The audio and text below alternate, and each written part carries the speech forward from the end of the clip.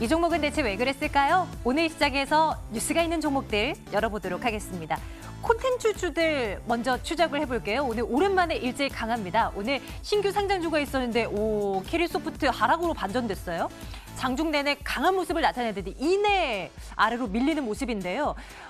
일단 코스닥 시장으로 새로 상장된 캐리소프트입니다. 콘텐츠 사업을 주력으로 하고 있고 공모가가 9,000원이었는데 훨씬 높은 가격에 시가 형성했고 장중한 때는 10% 훨씬 이상의 급등세를 나타내기도 했었거든요. 지금은 왔다 갔다 하네요. 변동성이 굉장히 큰 캐리소프트 확인하고요.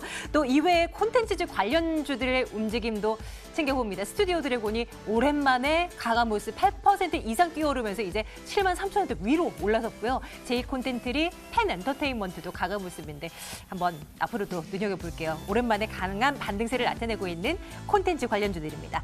LG로텍이 이제 실적이 나왔는지 모르겠습니다만 오늘 이제 예정이 되어 있고요. 내년까지는 실적 성장이 이어질 것이다라는 전망이 나옵니다. 이번 달 스마트폰 부품사들의 상승세가 대단했어요. 오늘 LG로텍은 1% 가까운 상승세 시현해내고 있는데 우호적인 환율 환경에다가 신규 스마트폰 판매 호조까지 더해지면서 앞으로도 잘 나갈 수 있을지 한번 지켜보도록 하겠습니다. 자, 한국항공우주 오늘 흑자 전환 소식을 알렸습니다. 그런데 주가는 힘이 없죠. 지난 2분기에도 예상치를 뛰어넘는 실적을 내놨었고 3분기에 또 흑자 전환했고 그랬음에도 불구하고 올 상반기에 이걸 모두 다 반영해버린 것일까요? 오히려 8월쯤부터는 좀 밀리고 있는 그런 한국항공우주입니다. 36,850원 기록이 되고 있습니다. 클래시스 볼까요? 피부과 시술 가운데 슈링크라는 이 시술이 인기몰이를 하고 있습니다. 우리나라뿐만이 아니라 해외에서도요. 지난해 8월쯤에 유튜브를 통해서 이 효과가 있다라는 것이 화면을 통해서 전해졌고 입소문이 나면서 슈링크에 대한 시술을 많이들 받으시나 봐요. 리프팅이 그렇게 좋다던가요? 클래시스 주가가 좀 많이 올랐는데 최근 몇 달 사이는 옆으로 깁니다. 그런데 오늘은 5% 넘는 상승이고 외국계 창구를 통한 순매수도 집중이 되고요. 14,650원 기록이 되고 있습니다. 이어서 기아차도 볼게요. 한동안 주춤했었던 기아차 오늘 4% 가까운 상승 기록합니다. K5가 풀체인지 됐다는 소식 전해졌잖아요. 이미지를 보니까 제법 날렵해진 모습을 형성하고 있던데 소비자 반응이 어떤지 12월에 출시를 앞두고 있습니다. 지켜봐야 되겠고 뿐만이 아니라 내년에 소렌토도 그렇고 대규모 신차 라인업들이 대기하고 있는 그런 상황입니다. 이런 효과가 분명히 있을 것이다 라는 기대감인데요. 주가 앞으로 더 올라갈 수 있을지 전략 챙겨보도록 하겠습니다. 이녹스 첨단 소재 3분기 최대 실적을 내놨고요. 사실 어제는 크게 밀렸어요. 어제 좋은 실적에도 불구하고 주가가 크게 밀렸는데 오늘 어제 하락분 다 돌려놓으면서 진행이 됩니다. 62,200원대까지 다시 올라온 상황인데요. 위로 올려다 볼 룸이 아직도 남아있는 것인지 점검 들어가도록 하겠습니다. 또 카카오도 볼게요. 신고가 부근에서 카카오는 좀 쉬어가고 있는 상황입니다. 어제는 SK텔레콤과 협력했다라는 뉴스 전해졌고요. 또 카카오, 네이버, 올 하반기 들어서 포털 관련주들의 상승세가 두드러집니다. 카카오 지금이 기회인 것인지 점검 들어가도록 하겠습니다. 네, 프라임스탁 정태근 팀장과 함께하는 날이에요. 팀장님 어서 오세요. 네, 반갑습니다. 안녕하십니까. 먼저 카카오 볼게요. 어제 오늘 다소 쉬어가는 분위기가 역력한데요. 계속 무언가를 하고 있는 대표 기업 아니겠습니까? 미래를 위한 먹을거리를 계속 찾아서 나서는 대표 기업인데요. 오늘 장 탑픽이군요. 네. 맞아요? 네. 어떤 긍정적인 부분을 찾으셨길래요? 일단 차트적인 부분을 먼저 크게 좀 봤어요. 신고가. 신고가. 네. 그 카카오 같은 경우는 올해 아시다시피 네. 조금 이따 말씀드리겠지만 톡보드 매출로 인해서 실적 성장세에 대한 얘기가 올 초부터 계속 나왔었거든요. 근데 연초에 상승을 하다가 가격대가 135,000원? 요 부분대에서 계속 저항이 되게 되면서 돌파를 못했었어요. 그런데 최근에 와서 245,000원대를 거의 10개월 만에 돌파를 하려고 하는 그런 흐름들이 일단은 긍정적으로 보여지면서 그리고 이 돌파의 원동력이 당연히 얘기지만 외국가 기관의 매수 수급으로 인해서 돌파 시도를 하고 있습니다. 그렇기 때문에 삼성전자도 예전에 말씀드렸지만 저항대가 분명히 있었거든요. 돌파하기로 신고가를 갔듯이 네. 카카오도 마찬가지로 그런 부분에서 기대가 된다라는 점을 일단 먼저 말씀드릴 수가 있을 것 같습니다. 뉴스 보셔 다 아실 겁니다. SK텔레콤과 전략적 제휴.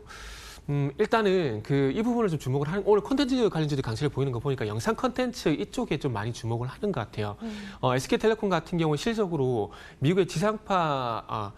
지역 케이블과 조인트 벤처를 맺게 되면서 미국 쪽 영상 콘텐츠 진출 발판을 마련했고요. 그리고 국내 쪽 같은 경우는 티브로드와 또 협력을 하게 되면서 또 마찬가지 영상 콘텐츠에 대한 활로를 좀 뚫어놨습니다. 그렇다면 이제 중요한 건 활로를 뚫었으면은, 그러니까 만약에 예를 들면은 도로를 이제 새로 만들었으면 그게 단일 자동차들이 중요한 거잖아요.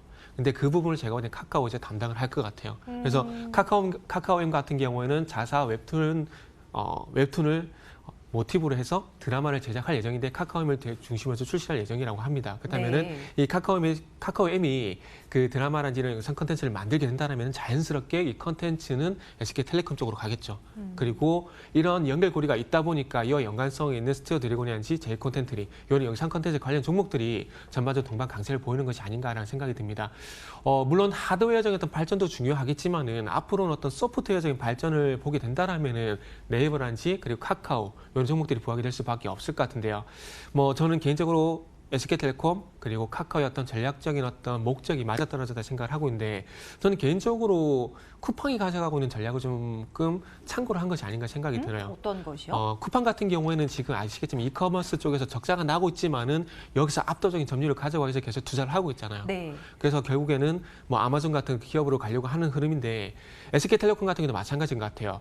물론 카카오와 합력을 한다고 해서 완전 다 잡아먹지 못하겠지만은 지금도 압도적이지만은 좀 더 이 3대 통신시장에서 좀 더 압도적인 지위를 가져가기 위해서는 데이터뿐만 아니라 5G뿐만 아니라 컨텐츠도 중요하다고 생각을 좀 한 것 같아요. 그리고 반대로 카카오 같은 경우도 그 SK와 손을 잡게 되면서 네이버보다는 조금 압도적인 어떤 지위를 가져가기에는 어떤 전략적인 목적이지 않나라는 좀 생각이 들고요. 그래서 아마 앞으로 계속해서 이런 흐름들은 이런 그 통신사와 컨텐츠 회사의 어떤 전략적인 제휴 이런 부분들은 앞으로도 계속 나올 가능성이 높다라고 생각을 하고 있고요. 저는 개인적으로 카카오의 어떤 컨텐츠 생산 능력을 보게 된다라면은 저는 소프트웨어의 어떤 삼성전자와 같다라는 표현을 좀 빌려보고 싶네요.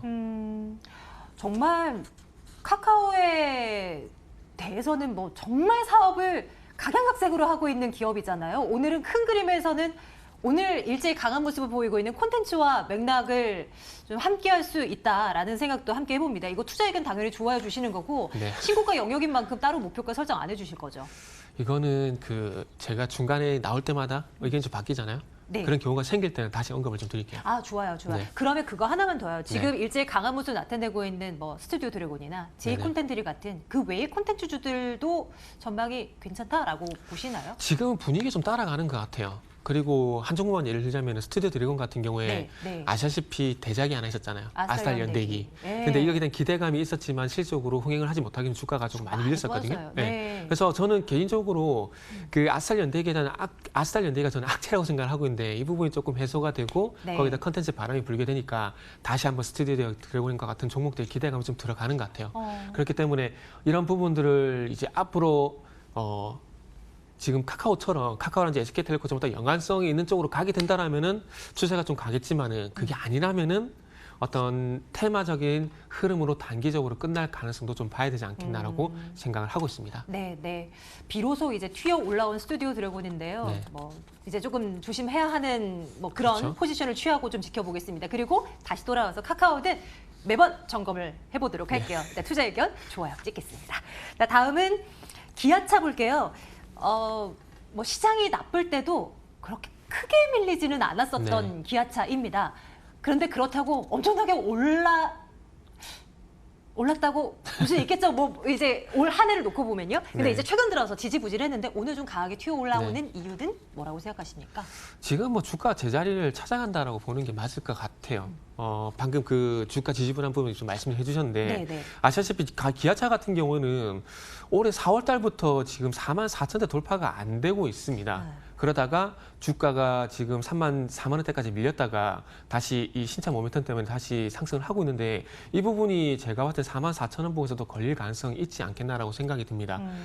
예전부터 그 자동차 섹터 같은 경우 신차 효과에 대한 부분들이 완성차보다는 좀 부품주 쪽으로 높다는 얘기를 예전에 말씀 좀 드린 것 같아요. SL이라든지 평화전공 이런 쪽으로 말씀드렸었거든요. 근데 지금도 조금 마찬가지를 봐야 될 것 같아요. 왜냐하면은 자, 현대차와 기아차의 가장 큰 문제는 실적입니다. 무슨 얘기냐면 기아차 같은 경우에 지금 차트를 보시면 아시겠지만은 44,000 부근을 돌파하지 못한 이유가 분기 기준으로 봤을 때 그리고 연간 기준으로 봤을 때 분기 기준 5천억 그리고 연간 기준으로 봤을 때 영업이익이 2조 원대에 대해서 돌파할 가능성에 대한 부분이 아직까지 확인이 필요하다라는 거죠. 그래서 만약에 기아차 같은 경우 올해 영업이익이 2조 원대를 상회를 한다. 그러면 제가 봤을 때 이 44,000에 대한 돌파가 그렇게 어렵지 않다라고 생각이 듭니다. 그런데 신차에 대한 효과는 다시 말씀드리지만 신차에 대한 효과는 분명히 있습니다. 텔로라든지 그리고 셀토스라든지 분명히 있어요. 그런데 중요한 건 이런 신차가 나왔음에도 불구하고 방금 말씀드린 영업이 연간 기준으로 봤을 때는 2조 원대 그리고 분기 기준으로 봤을 때 5천억 원 여기에 어떤 상회가 이루어지지 않기 때문에 거기에 대한 확인 때문에 제가 보기엔 주가가 좀 지지부진한 것 같아요. 네. 그리고 현대차도 마찬가지로 분기 기준으로 봤을 때 1조 원에서 1조 5천억 정도 이 부분이 진입이 필요한데 그런 부분이 좀 이루어지지 않다 보니까 좀 시원한 상승이 나오지 않는 거고요. 그래서 결론적으로 말씀드리고 싶은 부분은 기아차 같은 경우는 현대 기아차 같은 경우는 신차 효과 물론 있습니다. 하지만 중요한 건 이 신차 효과로 인해서 실적 개선세가 이루어지는지에 대한 부분들이 분명히 확인이 필요하고 이런 확인이 필요하기 때문에 주가가 좀 답보 상태에 들어간 것이 아닌가라고 말씀드려야 될 것 같아요. 그래서 오히려 앞으로 신차 효과라는 키워드 아래에서는 부품주들을 생각해보는 그렇죠. 것도 방법이 되겠네요. 그렇죠. 아무래도 지금 여기도 나오는 렌더링 이미지가 있는데 네, K5. 제가 보는 현대 기아차가 모델이죠. 그 디자이너를 벤틀리에서 데리고 왔어요. 아, 그러다 보니까 펠리세이드도 그렇고 네. 이번 소나타도 그렇고 네, 그 K5도 마찬가지 디자인이 상당히 좀 이쁘게 나올 것 굉장히 같아요. 날카로워졌어요. 네. 옛날에 렌더링 이미지 나오더라도 에이, 설마 저렇게 나올까라는 생각을 했는데 펠리세이드라든지 소나타를 보니까 이렇게 나올 가능성도 있을 것 같아요. 그럴 것 그래서 상당히 같아요. 조금 네. 첨단 이미지를 좀 가져가는 것 같네요. 기아차 네. 앞으로 일단 뭐 투자 의견은 좋다라고 말씀해 주시지는 글쎄요. 않는 것 같아요. 일단 실적 글쎄요. 확인 때문에 글쎄요. 드려야 될 것 같아요. 앞으로도 계속 그래도 실적 나오는 거 어떻게 나는지 확인은 해봐야 되니까요. 계속 이 기아차도 쫓아가 봅니다. 이녹스 첨단 소재 마지막으로 볼 텐데요. 네. 시간이 많지 않아요. 네네. 핵심만요. 네. 일단은 어쨌든 한 가지입니다. 우리가 소재 국산에 대한 얘기가 많이 나왔었잖아요. 네. 그런 효과를 3분기에 톡톡히 봤어요. 그리고 이게 원리 소재 같은 게 중소형에만 제한되는 게 아니라 LG 디스플레이 후광도 보게 되면서 대형적으로 가고 있는데 근데 이런 그만큼 부분들이 많이 올랐어요. 그렇죠. 그러나 차트를 우리가 항상 넓혀서 봐야 되겠죠. 그렇게 큰 그림에서 본다라면은 보면? 이제 이제 저항대인 57,000원대를 돌파를 하려고 한다라고 네. 보시면 이것도 카카오와 마찬가지로 신고가에 대한 기대감이 있다. 그래서 좋아요. 그래요? 네. 이거는 그래도 가격대 어느 정도 좀 설정을 해볼 수 있지 않을까요? 어떻게 보세요? 요거 같은 경우는 일단 한 75,000원대까지는 저도 보고 있어요. 75,000원대까지. 상당히 좀 많이 올려다 보시는 거 아니에요? 이게 예전에 삼성전자 예를 들면은 2분기 실적 나오면 3분기 실적 기대감 나오고 3분기, 4분기 실적 나오면서 계속 우상했었잖아요. 네네. 근데 이녹스 첨단 소재가 지금 나온 전반 리포트 분위기가 그래요. 3분기 실적 발표하기 전부터도 4분기에 대한 얘기가 계속 나왔었고 3분기 실적 예상치에 부합을 했고 실적 발표하자마자 오늘 같은 또 4분기에 대한 기대감이 나오고 있거든요. 그래서 네. 이런 탄력이라면은 그리고 지금과 같은 소재 국산에 대한 분위기라면은 좀 가능하지 않겠나라고 생각하고 있습니다. 아니 이쯤이면 앞서서 내일장 네. 탑픽이라고 말씀드렸던 카카오와 네. 맞붙어도 되겠는데요. 그래도 카카오가 더 큰 점수를 주시나요? 네, 지난주에도 고민했는데 쌈바를 선택했는데 잘 갔잖아요. 그래서 일단은 한번 밀어붙여 보려고. 네. 이번 한 주 또 팀장이 나올 때까지 한번 카카오 움직임 한번 또 지켜보도록 하겠습니다. 물론 이제 큰 그림에서 보는 거지만요. 자, 프라임스탁 정태근 팀장과 함께 종목 이야기 나눠봤습니다. 고맙습니다. 네, 감사합니다.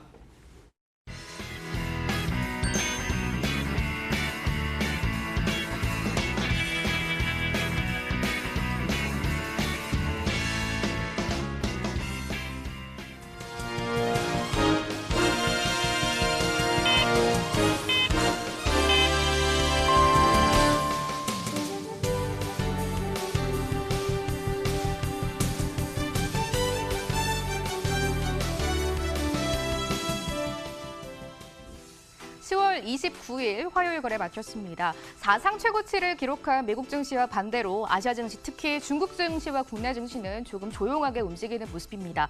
환율이 1,160원대 중반까지 하락을 하면서 좀 안정감을 찾았는데 외국인들은 아무래도 FOMC 결과를 확인하고 투자하자라는 주의일까요? 거래소에서 외국인들이 이거를 연속해서 이틀되면서 거래소 지수가 좀 강한 탄력을 받지는 못했던 하루였습니다. 마감가부터 열어보겠습니다. 종합주가 지수가 0.04% 미미하게 약보합권에서 거래를 마쳤습니다. 오늘 코스닥과 코스피 오늘 출발이 굉장히 좋았는데요. 특히 코스피 지수는 0.5%의 강세를 보이면서 2103선에서 2100선 위에서 오늘 출발을 하는 모습이었는데 후장 들어가면서 탄력 대부분 반납하고 2092선에서 종가를 형성했습니다. 보시다시피 음봉으로 전환되면서 거의 저점 부근에서 종가를 형성한 모습 보실 수가 있겠습니다. 4거래 만에 주가가 반락이 되는 모습이고요. 코스닥은 0.9%의 강한 탄력 유지가 되면서 거래를 마쳤습니다. 658.30포인트의 종가를 형성합니다. 원달러 환율이 안정세를 찾았습니다. 0.64% 하락하면서 1163원 20전까지 내려오면서 거의 저점 부근에서 종가를 형성한 모습입니다. 현재 진행 중인 중국 지수는 0.59% 하락하면서 2961선에서 움직이고 있고요. 일본 지수는 오늘 흐름 굉장히 좋았습니다. 조금 전 마감했고요. 강보합권에서 22,974엔대까지 어느덧 주가가 계속 올라와 주면서 23,000원대를 바라보면서 거래를 마무리 지었습니다. 국내 증시 수급 화면으로 자세하게 점검해 보겠습니다. 먼저 유가증권 시장입니다. 외국인들이 이틀 연속 팔아내고 있습니다. 1,060억 원 대량으로 매물을 출회하는 모습이고요. 기관은 750억 원 사들였습니다. 금융투자에서 사자세를 주최했습니다. 코스닥 시장 이어서 체크해 보도록 하겠습니다. 외국인들이 사들였습니다. 343억 원 매수해주는 모습이고요. 기관이 하루 만에 팔자세를 외칩니다. 335억 원 팔고 나가는 모습이고요. 외국인과 동반해서 개인은 함께 사주면서 코스닥 지수를 방어해주는 모습 체크가 됐습니다. 코스닥의 거래 대금을 싹쓸이했던 제약 바이오주부터 체크해 보도록 하겠습니다. 보시다시피 HLB 그룹주들 세 가지 모두 강하게 빨간불 켜내면서 종가를 형성했는데요. HLB에 호재가 하나 들어왔습니다. 세계 최대 자산 운용사 1위인 블랙록과 2위인 뱅가드 그룹이 장내 매수를 통해서 HLB의 2대, 3대 주주로 등극했다라는 소식이 오늘 장중에 들려왔었고요. 또 진양곤 회장이 어제 한 매체와 인터뷰를 통해서 그가 떠돌고 있는 이 리보세라닙에 대한 루머는 모두 사실 무근이다라고 인터뷰를 하면서 조금 HLB의 투심이 진정이 된 모습입니다. HLB가 3거래 만에 다시 반등이 나와주는 모습입니다. 오늘 22%까지 급등하면서 고점 부근에서 종가를 형성하는 모습이고요. 밑꼬리, 윗꼬리가 살짝 달리긴 했지만 그래도 거래 대금 강하게 싹쓸이하는 모습 보실 수가 있겠습니다. 16만 900원까지 종가가 다시 조금 올라가주는 모습이고요. HLB 생명과학도 10% 가까운 강세 보이면서 34,400원의 종가 형성했습니다. 다시 거래가 재개된 HLB 파워도 역시 가가모습 보입니다. 6% 가까이 급등하면서 3,190원의 종가를 형성했습니다. 헬릭스미스도 4거래 만에 반등이 나옵니다. 2.8%의 강세를 주면서 종가를 형성했고요. 어제장 상한가를 기록하면서 마감한 아스타가 오늘 점 상한가가 나옵니다. 가격 제한폭을 2번이나 연속해서 가득 채워가면서 7,760원까지 주가가 올라와주면서 종가를 형성했습니다. 오늘 강했던 섹터가 있습니다. 바로 동물 구충제 관련된 종목들이 굉장히 강했었는데요. 체크를 해보겠습니다. 펜벤다졸이 동물용 구충제를 의미하는 이 용어인데요. 한 개그맨이 펜벤다졸을 섭취를 하면서 암을 치료하고 있다, 폐암이 완치되고 있다라고 본인의 유튜브에 밝히면서 관련주들이 급등세를 이어갔던 하루였습니다. 제이바이오가 7.7% 급등하면서 거래를 마쳤지만 상승분은 많이 반납하면서 종가를 형성합니다. 보시다시피 오늘 거의 상한가 근처까지 진입을 했고요. 6,260원까지 주가가 돌파가 나오는 모습이었는데 음봉으로 전환됐고 윗골이 길게 달면서 7.7%의 강세를 주면서 거래 마쳤습니다. 알리코제약과 진바이오텍도 장중에 강했던 모습은 모두 상승분을 반납하고 변동성이 있다는 점을 체크를 해보시면 좋을 것 같습니다. 진바이오텍도 1.9%의 강세를 보이면서 5,320원의 주가를 형성했습니다. 오늘 또 코스닥 또 코스피의 거래 대금을 싹쓸이했던 섹터가 있습니다. 바로 이낙연 국무총리 관련주 테마주를 볼 수 있는 종목들인데요. 보시다시피 이월드는 상한가를 기록하면서 종가를 형성했고 남선 알미늄이 6.2%의 강세를 주면서 긍정적인 흐름을 보이면서 종가를 형성했습니다. 이낙연 국무총리가 어제까지 재임 기간이 881일로 최장수 국무총리라는 기록을 세우면서 관련주들이 강세를 보인 것으로 해석을 해볼 수가 있겠는데요. 이월드 상한가 가득 채우면서 4,585원의 종가를 형성했고요. 남선 알미늄, 본주와 우선주 모두 강한 흐름 보이면서 종가 형성했습니다. 하지만 역시 윗꼬리는 조금 달린 모습 체크를 해보시면 좋을 것 같습니다. 남선 알미늄이 3,895원의 종가를 형성했습니다. 지금 지금부터는 어제장 이후에 또 오늘까지 실적을 발표한 3분기 실적 관련주도 한번 체크를 해보도록 하겠습니다. 정리를 한번 해봤는데요. 보시다시피 한솔테크닉스, 한울파이오파마 그리고 시노펙스 이 세 종목은 실적을 굉장히 호조가 나온 기업들입니다. 하지만 한솔테크닉스가 음봉으로 전환되면서 하락으로 반전되면서 거래를 마무리 지었네요. 한솔테크닉스가 분기 최대 실적을 기록을 했고요. 영업이익이 전년 동기 대비해서 70%나 늘어났다라고 오늘 사측이 발표를 했습니다. 아무래도 이 TV 파워 부문에서 실적의 호조를 나타냈고 앞으로 무선 충전 모듈에 의한 이익도 늘어날 것이다라고 증권가들이 긍정적으로 바라보고 있는 상황인데요. 하지만 오늘 7,720원까지 급등세가 나왔는데 상승분은 반납하면서 1.7%의 하락권에서 거래를 마무리 지었습니다. 한울바이오파마도 실적 굉장히 잘 나왔습니다. 4.5%의 강세를 보이면서 33,700원의 종가 형성했는데요. 불안함을 잠재운 호실적을 발표했습니다. 영업이익이 전년 동기 대비해서 115%나 급등했다라고 발표가 됐고요. 이 배경에는 2017년에 사측이 이 신약 물질을 하나 기술 수출을 했었는데 이 신약의 임상이 순조롭게 진행되고 있다라고 밝혀지면서 강세를 나타낸 것으로 풀이해볼 수가 있을 것 같습니다. 시노펙스도 어니소 프리지 나오면서 6.4% 급등하면서 2,975원의 종가 형성했습니다. 반면 SKC 코오롱 PI가 실적이 잘 나오지는 않았습니다. 영업이익이 전년 동기 대비해서 20% 정도 내려왔다라고 밝혀가 졌는데 증권가들이 앞으로 4분기 실적 그리고 2020년의 실적이 굉장히 잘 나올 것이다라고 발표하면서 목표가 줄 상향 레포트를 이어서 내놨습니다. 이 힘에 입어서 1.3%의 강세를 보이면서 34,400원의 종가 형성했습니다.